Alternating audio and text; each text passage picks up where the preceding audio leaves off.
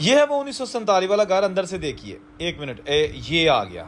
ये देखिए, बताया गया है कि ये एक बहुत अमीर हिंदू फैमिली थी, वकील थे, जिनका ये आलीशान चुबारा हो। जो सामने अलमारियां आपको नजर आ रही है ना, ये सारी वकालत की किताबों से भरी हुई थी। जब 1947 की पार्टीशन हुई तो जो मुसलमान फैमिली इंडिया से पाकिस्तान आई तो उन्होंने बताया कि यहाँ जगह जगह वकालत की किताबें बिखरी हुई थी और ये अलमारी भी कीमती किताबों से भरी हुई थी। और उसके बाद फिर हमें जब ये घर अलाट हुआ तो ये इस इलाके का सबसे खूबसूरत और 3 मंजिला घर था, जिसके ऊपर शीशे और लकड़ी का खूबसूरत काम किया गया था। ये आज भी अपनी असली हालत में मौजूद है।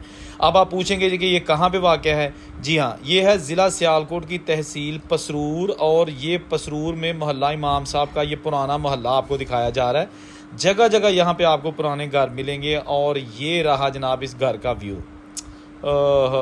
सब कुछ दोस्तों आज है प्या, अगर नहीं